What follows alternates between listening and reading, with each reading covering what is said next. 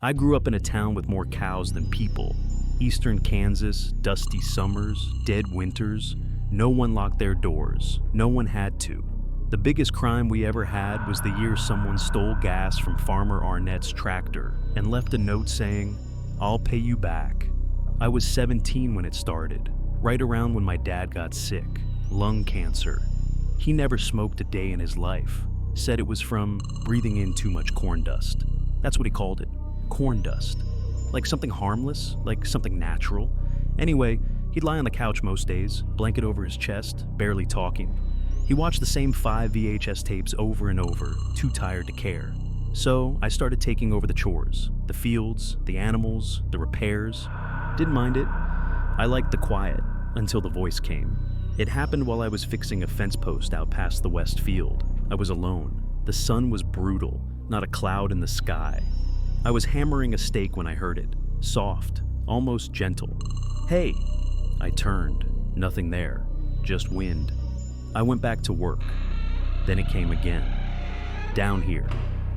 I looked down, and that's when I noticed the ground was cracked, just a thin split in the dirt, maybe an inch wide. No big deal. Drought season always did that. But this was straight, perfectly straight, like a ruler had drawn it. And from inside, I heard breathing. Not wind, not an echo. Breathing. Rhythmic, slow. I backed up, stared at it. And then the voice said, "You hear me now? That's good." I didn't sleep that night. Told myself it was heat exhaustion, that the sun fried my brain a little. I didn't tell my dad. He was too sick to worry. But every time I went out to the west field, I heard it. Not always words. Sometimes it hummed. Sometimes it clicked. Once, it laughed. A dry, cracking laugh, like branches breaking under snow.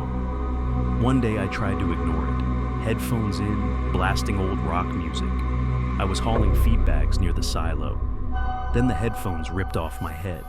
Not yanked. Ripped. One of the wires snapped. The ear cups hit the dirt. And in the dead silence that followed, I heard the voice again. "I've been waiting for your family a long time."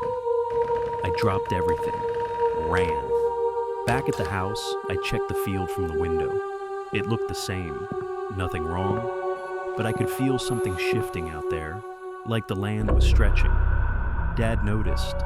Even half dead, he looked at me and said, "You've been hearing it, haven't you?" That stopped me cold.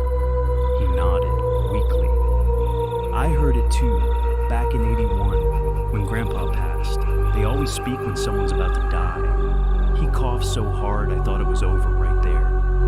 They live under the crop lines," he whispered. "They talk through the cracks."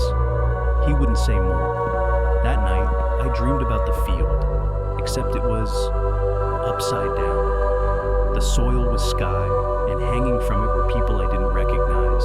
Dozens, maybe hundreds, arms bound, heads tilted, mouths sewn shut.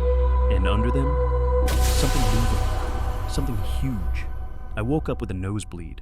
Next day, Dad was gone, passed in his sleep. Quiet, peaceful.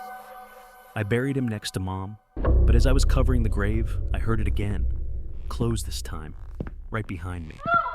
One goes in, one comes closer. I spun around. No one there. Just the cracked soil around the headstone. And something shifting underneath.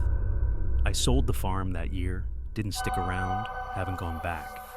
But every now and then, when the world gets too quiet, when I'm walking through a park or sitting on the porch during a storm, I swear I hear something just beneath my feet. Not words, just breathing, waiting.